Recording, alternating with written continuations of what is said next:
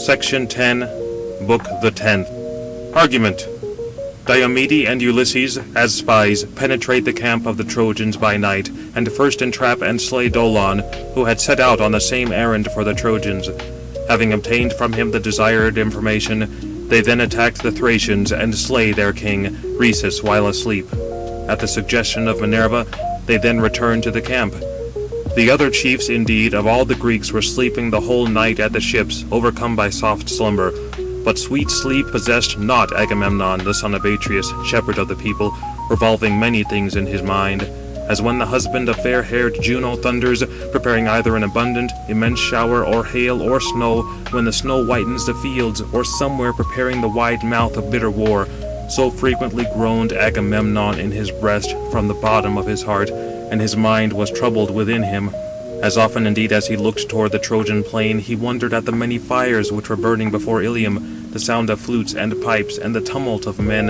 But when he looked towards the ships and the army of the Greeks, he tore up many hairs from his head by the roots, enraged at Jove who dwells aloft, and deeply groaned in his noble heart. But this plan appeared best to him in his judgment, to repair first to Nelean Nestor, and to see whether with him he might contrive some blameless counsel, which might be an averter of evil. Rising therefore, he wrapped his coat around his breast, and beneath his smooth feet bound the beautiful sandals. Next he threw around him the blood-stained skin of a huge tawny lion, stretching to his ankles, and grasped his spear. In like manner a tremor possessed Menelaus, for neither did sleep rest upon his eyelids, through fear lest the Greeks should suffer aught, who on his account had come over the wide sea to Troy, waging daring war.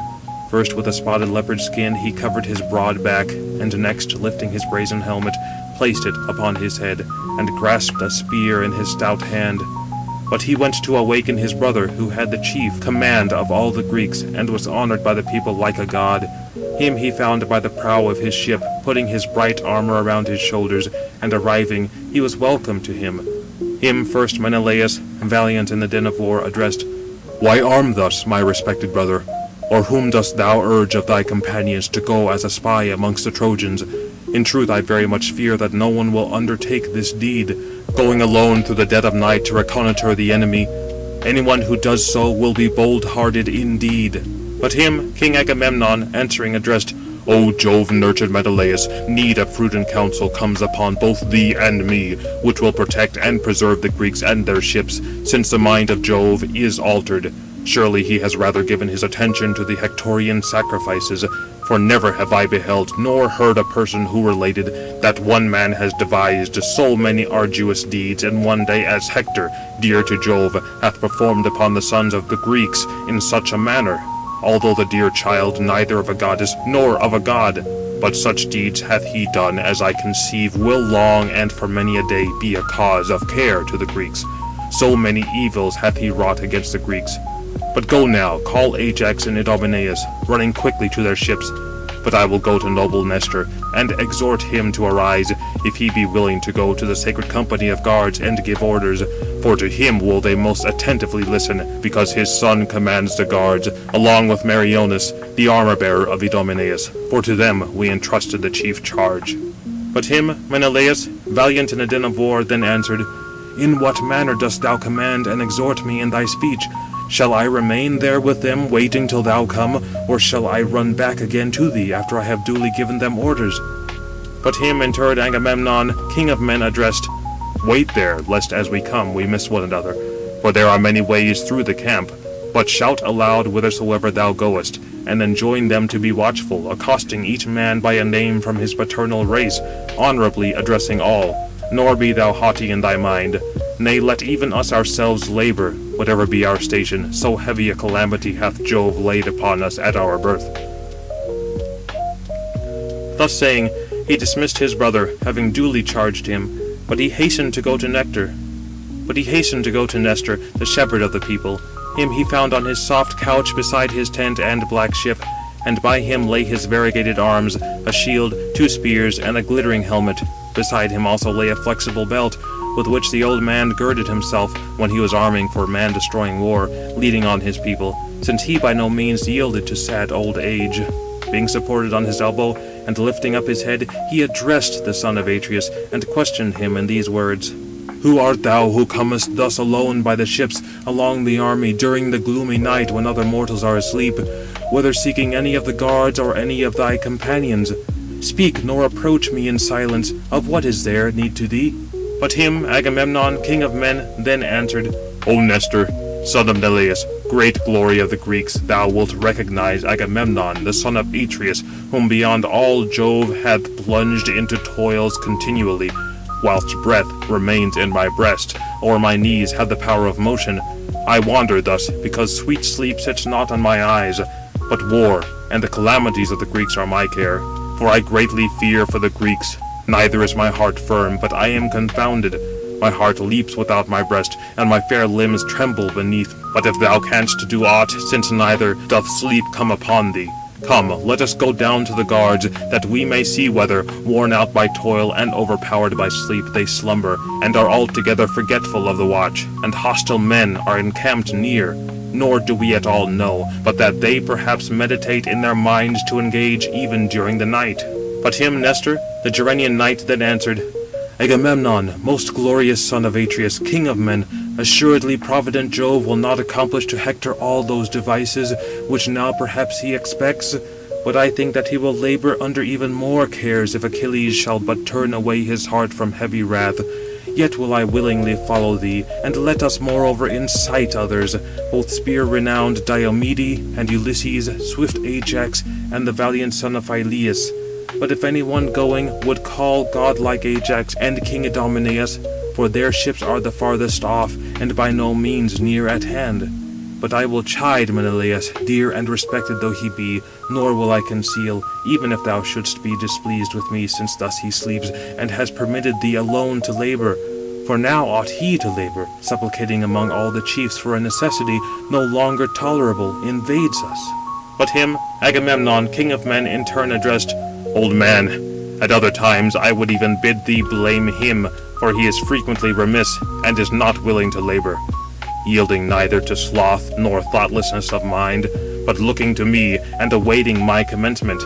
But now he arose long before me, and stood beside me.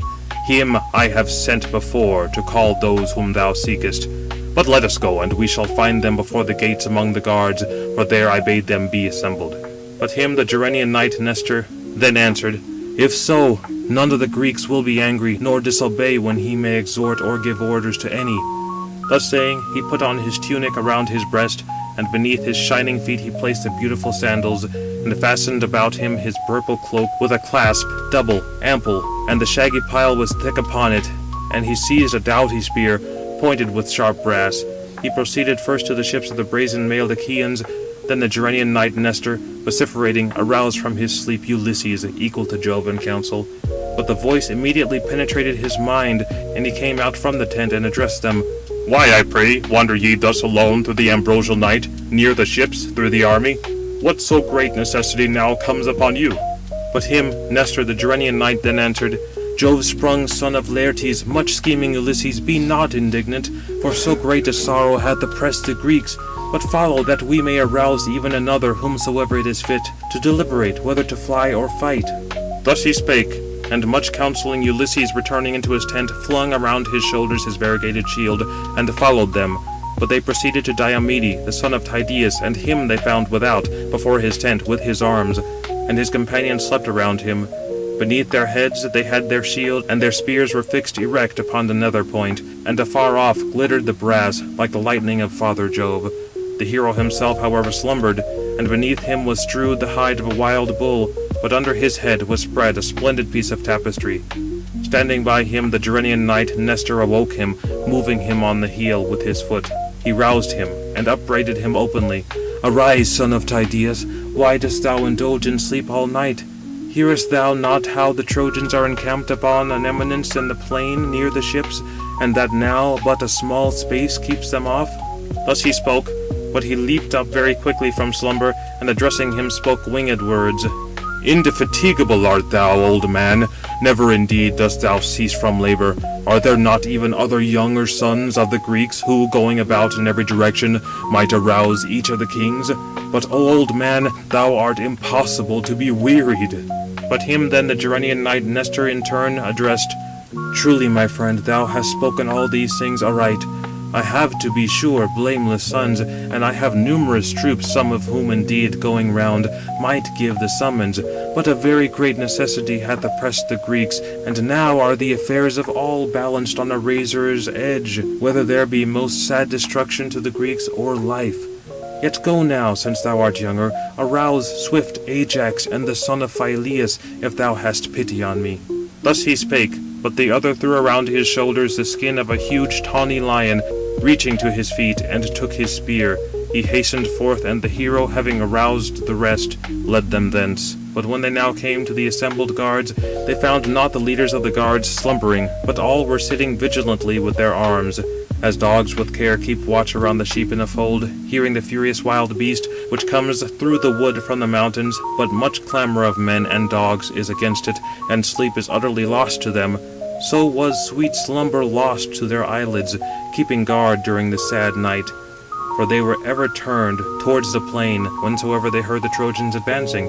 But the old man, seeing them, rejoiced, and encouraged them with a speech, and addressing them spoke winged words.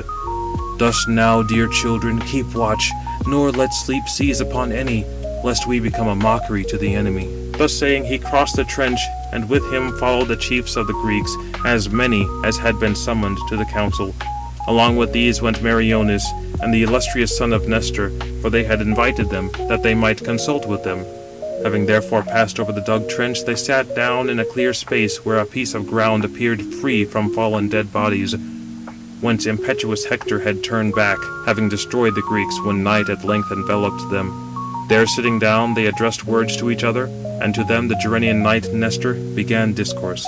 "O friends, would not now some man put such confidence in his own daring mind, as to go against the magnanimous Trojans, if perchance he might take some of the enemy straying in the outskirts of the camp, or perhaps even learn some report among the Trojans, what they deliberate among themselves, whether they intend to remain here by the ships at a distance, or are about to return to the city, since they have subdued the Greeks?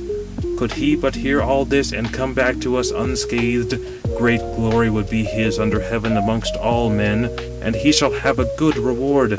For as many chiefs as command the vessels, of all these, each will give a black sheep, a ewe having a lamb at its udders, to which indeed no possession will be like, and he will ever be present at our banquets and feasts." Thus he spoke, and they were all mute in silence. But to them Diomede, valiant in the din of battle, said, "Nestor, my heart and gallant spirit urge me to enter the camp of the hostile Trojans, which is near. But if some other man were to go along with me, there would be more pleasure, and it would be more encouraging. For when two go together, the one perceives before the other how the advantage may be. But if one being alone should observe anything, his perception is nevertheless more tardy, and his judgment weak." Thus he spoke, and the greater number wished to follow Diomede. The two Ajaces wished it, servants of Mars. Meriones wished it, the son of Nestor very earnestly desired it. The spear-renowned son of Atreus, Menelaus, desired it, and hardy Ulysses was eager to penetrate the crowd of the Trojans. For ever daring was his mind within his breast. Among them, however, Agamemnon, the king of men, spoke, "Diomede, son of Tydeus, most dear to my soul, select the companion whom thou desirest, the bravest of those who present themselves, since many are ready. Nor do thou, paying deference in thy mind, leave indeed the better, and select as follower the worse, through respect for rank, looking neither to family, nor whether one is more the king." Thus he spake, for he feared the yellow-haired Menelaus. But amongst them Diomede, brave in the din of battle, again spoke, "If then ye now order me to select a companion myself, how can I now forget godlike Ulysses, whose heart is prudent, and spirit gallant in all labours, and whom Pallas Minerva loves? He following, we should both return even from burning fire, for he is skilled in planning beyond all others." But him, much enduring, noble Ulysses in turn answered, "Son of Tydeus, neither praise me beyond measure, nor at all blame, for thou speakest these things amongst Argives, who are acquainted with them already. But let us go, for night hastens on, and morn is at hand. The stars have already far advanced, and the greater portion of the night, by two parts, has gone by, but the third portion remains." Thus having spoken, they clad themselves in their terrible arms. To Diomede, Thrasymedes, firm in war, gave his two-edged sword, because his own was left at the ships, and a shield. A Upon his head he placed his bull's hide helmet, coatless, crestless, which is called, and protects the heads of blooming youths. And Meriones gave a bow, quiver, and sword to Ulysses, and put upon his head a casque of hide, and within it was firmly bound with many straps, whilst without the white teeth of an ivory-tusked boar, set thick together on all sides, fenced it well, and skilfully. And in the midst a woollen headpiece was sewed. Yet Autolycus once bought from Eleon, the city of Amyntor, son of Hormenus, having broken into his large mansion. He gave it, however, to Amphimedus, the Cytherean, to bear Scandea, and Amphimedus bestowed it upon Molus to be a gift of hospitality. But he gave it to his son Meriones to be worn. Then at last, being placed around, it covered the head of Ulysses. But they, when they had girt themselves in dreadful arms, hastened to advance, and left all the chiefs at the same place. And to them near the way Pallas Minerva sent a heron upon the right hand. They did not discern it with their eyes because of the gloomy night, but heard it rustling.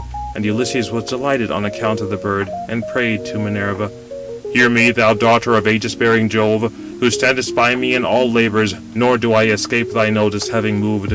Now again do thou, O Minerva, especially befriend me, and grant that, covered with glory, we may return back to the well-benched barks, having performed a mighty deed, which will surely occasion care to the Trojans." Then Diomede, brave in the din of battle, next prayed, "Now hear me too, O daughter of Jove, invincible. Attend me as once thou didst attend my sire, the noble Tydeus, to Thebes, what time he went as an ambassador for the Achaeans. He left the brazen-mailed Achaeans at the Esopus, and he himself bore thither a mild message to the Cadmeans. But when returning he performed many arduous deeds, with thy aid, O noble goddess, when thou propitious didst stand beside him. Thus now willingly stand by and protect me. And in return I will sacrifice to thee a heifer of a year old, with broad forehead, untamed, which no man hath yet brought under the oak. This will I sacrifice to thee, encircling its horns with gold." Thus they spoke, praying, and Pallas Minerva heard them. But when they had supplicated the daughter of mighty Jove, they hastened to advance like two lions through the dark night, through slaughter, through bodies, through arms, and black blood. Nor did Hector allow the gallant Trojans to sleep, but he summoned all the chiefs together, as many as were leaders and rulers over the Trojans. Having summoned them together, he framed prudent counsel. "Who, undertaking it for me, will accomplish this deed for a great reward? And there shall be sufficient payment for him. For I will give a chariot and 2 rough-maned steeds, which excel in speed at the swift-sailing ships of the Greeks. To him whosoever would dare, he will also obtain glory for himself, to approach near the swift-sailing ships, and learn whether the fleet ships are guarded as formerly, or whether now subdued by our hands, they meditate flight among themselves, nor wish to keep watch during the night, overcome with grievous toil." Thus he spoke, but they were all still in silence. But among the Trojans there was one, Dolon, the son of Eumedes, a divine herald, rich in gold, and wealthy in brass, who in aspect indeed was deformed, but was swift-footed, and he was an only son among 5 sisters, who then, standing by, addressed the Trojans and Hector. "Hector, my heart and gallant spirit urge me to approach the swift-sailing ships, and gain information. But come, raise up thy sceptre to me, and swear that thou wilt assuredly give me the horses and chariot, variegated with brass, which now bear the illustrious son of Peleus, and I will not be a vain spy to thee, nor frustrate thy expectation. For I will go so far into the camp, till I reach the ship of Agamemnon, where the chiefs will perchance be consulting whether to fly or fight." Thus he spoke, but he took the sceptre in his hands, and swore to him, "Let Jove himself now be my witness, the loudly thundering spouse of Juno, that no other man of the Trojans shall be carried by these horses, but I declare that thou shalt entirely have the glory of them." Thus he spoke, and indeed swore a vain oath. Nevertheless he encouraged him. Immediately he threw around his shoulders his crooked bow, and put on above the hide of a grey wolf, with a casque of weasel skin upon his head, and seized a sharp javelin. And he set out to go from the camp towards the ships. Nor was he destined to bring back intelligence to Hector, returning from the ships. But when now he had quitted the crowd of horses and men, he eagerly held on his way. But him godlike Ulysses observed advancing, and addressed Diomede. "Hark, Diomede, a man comes from the camp, I know not whether as a spy upon our vessels, or to plunder some of the dead bodies. But let us suffer him first to pass by a little through the plain, and afterwards, hastily rushing upon him, let us take him. If, however, he surpasses us in speed, attacking him with the spear, let us continually drive him from the camp towards the ships, lest by chance he escape towards the city. Then having thus spoken, they lay down out of the pathway among the dead. But he, in thoughtlessness, ran hastily past. But when now he was as far off as is a space ploughed at one effort by mules, for they are preferable to oxen in drawing the well-made plough through the deep fallow, they indeed ran towards him. But he stood still, hearing a noise, for he hoped within his mind that his companions had come from the Trojans to turn him back, Hector having ordered. But when now they were distant a spear's cast, or even less, he perceived that they were enemies, and moved his active knees to fly, and they immediately hastened to follow. As when two rough-toothed hounds, skilled in the chase, ever incessantly pursue through the woody ground either a fawn or hare, whilst screaming it flies before, thus did Tydides and Ulysses, sacker of cities, pursue him ever steadily, having cut him off from his own people. But when now flying towards the ships, he would speedily have mingled with the watch. Then indeed Minerva infused strength into Tydides, that none of the brazen-mailed Greeks might be beforehand in boasting that he had wounded him, but he himself comes second. Then gallant Diomede, rushing on him with his spear, addressed him: "Either stop, or I will overtake thee with my spear, nor do I think that thou wilt long escape certain destruction from my hand." He said, and hurled his spear, but intentionally missed the man. Over the right shoulder the point of the well-polished spear stuck in the ground. Then indeed he stood still, and trembled, stammering, and there arose a chattering of the teeth in his mouth, pale through fear. Panting they overtook him, and seized his hands, but he, weeping, spoke thus: "Take me alive, and I will ransom myself, for within my house I have brass and gold and well-wrought iron, from which my father will bestow upon you countless ransoms, if he shall hear that I am alive at the ships of the Greeks." But him, much planning Ulysses, answering, addressed: "Take courage, nor suffer death at all to enter thy mind. But come, tell me this, and state it correctly. Why comest thou thus alone from the camp towards the fleet, through the gloomy night, when other mortals sleep? Whether that thou mightest plunder any of the dead bodies, or did Hector send thee forth to reconnoitre everything at the hollow ships, or did thy mind urge thee on?" But him Dolon then answered, and his limbs trembled under him: "Contrary to my wish, Hector hath brought me into great detriment, who promised that he would give me the solid-hoofed steeds of the illustrious son of Peleus, and his chariot adorned with brass. And he enjoined me, going through the dark and dangerous night, to approach the enemy, and learn accurately whether the swift ships be guarded as before, or whether already subdued by our hands, ye plan flight with yourselves, nor choose to keep watch during the night, overcome by severe toil."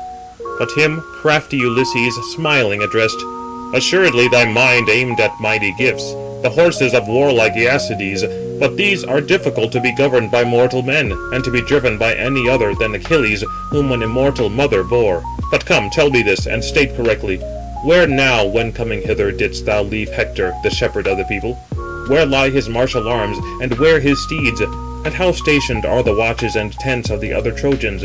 What do they consult among themselves? Do they meditate to remain there at a short distance from the ships?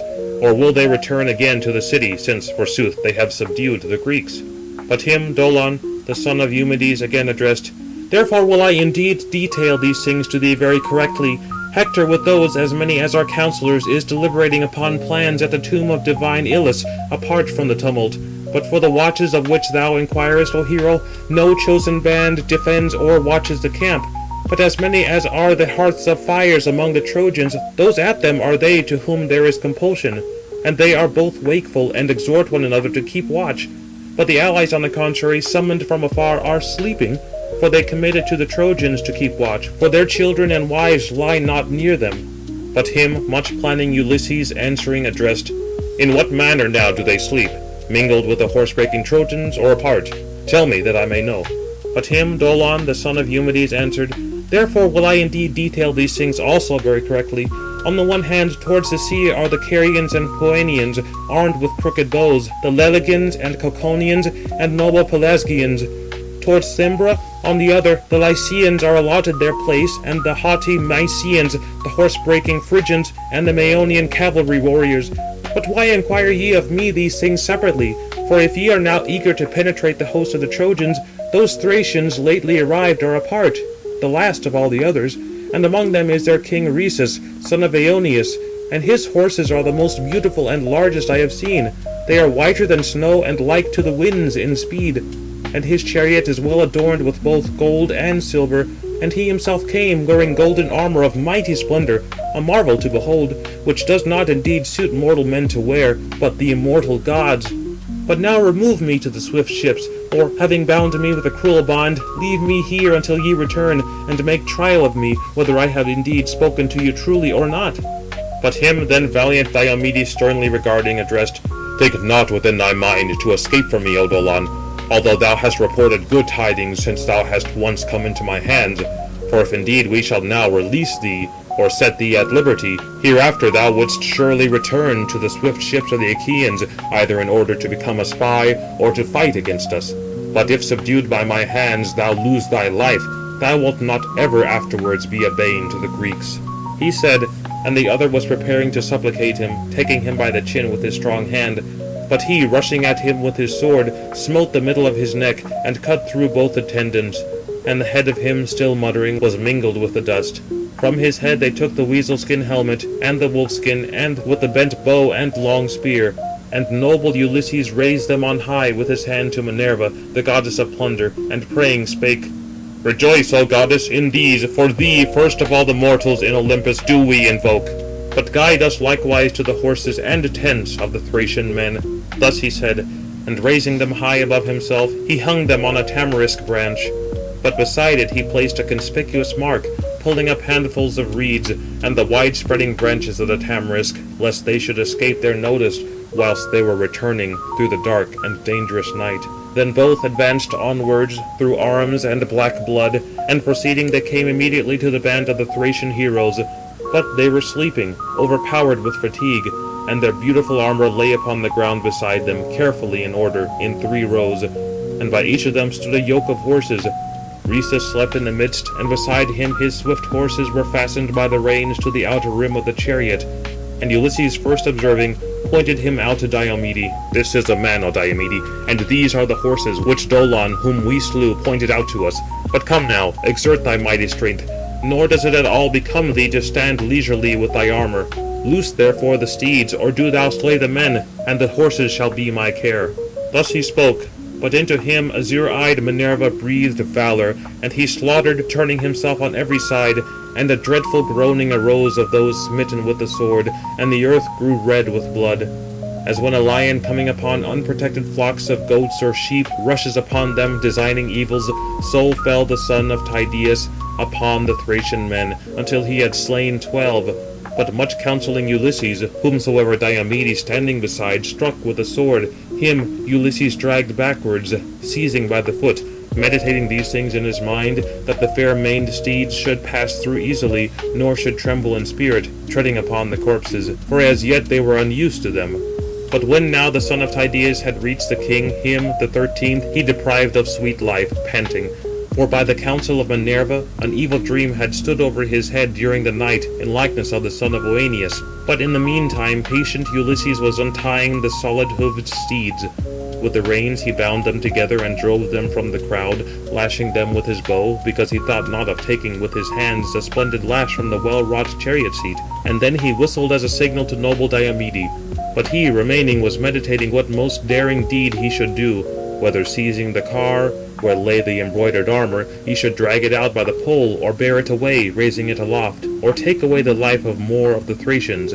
Whilst he was revolving these things within his mind, Minerva in the meantime standing near, addressed noble Diomede. Be mindful now of a return to the hollow ships, O son of magnanimous Tydeus, lest thou reach them, having been put to flight, or lest some other god perchance arouse the Trojans. Thus she spoke, and he understood the voice of the goddess speaking, and he quickly ascended the chariot, and Ulysses lashed on the horses with his bow, and they fled to the swift ships of the Greeks. Nor did silver-bowed Apollo keep a vain watch. When he beheld Minerva accompanying the son of Tydeus, and raged with her, he descended into the vast army of the Trojans, and roused Hippocoon, a counsellor of the Thracians, the gallant cousin of Rhesus, And he, leaping up from sleep, when he beheld the place empty where the fleet horses had stood, and the men panting amidst the dreadful slaughter, immediately then wept aloud, and called upon his dear companion by name.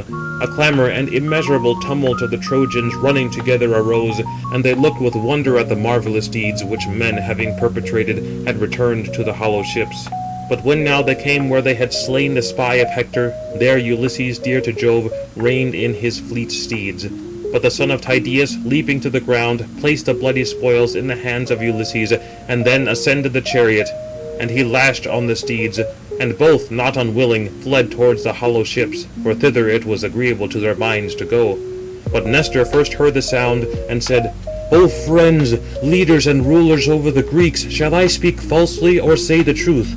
Still my mind impels me, the noise of swift-footed steeds strikes upon my ears. O that now Ulysses and gallant Diomede would immediately drive some solid-hoofed steeds from the Trojans. But greatly do I fear and mind lest these bravest of the Greeks suffer aught from the rude host of Trojans. Not yet was the whole speech uttered, when they themselves arrived. Then indeed they descended to the ground, and their friends rejoicing saluted them with the right hand, and kind expressions. But first the Gerenian knight Nestor asked them, Come, tell me, most excellent Ulysses, great glory of the Greeks, how took ye these horses, whether penetrating the camp of the Trojans, or did some god meeting supply you with them? They are very like unto the rays of the sun. I indeed always mingle with the Trojans, nor can I say that I remain at the ships, although being an old warrior, yet have I never beheld nor remarked such horses, but I think that some god meeting you hath given them. For cloud-compelling Jove loves you both, and the daughter of aegis-bearing Jove, azure-eyed Minerva. But him crafty Ulysses answering addressed, O Nestor, offspring of Neleus, great glory of the Greeks, a god indeed, if willing, could easily have given better horses even than these, since they the gods are much more powerful. But those steeds about which thou inquirest, old man, are Thracian, lately arrived, and valiant Diomede slew their lord, and beside him 12 companions, all of the bravest. The 13th a spy we killed near the ships, whom Hector sent forth, and the other illustrious Trojans to be a spy, forsooth, of our army.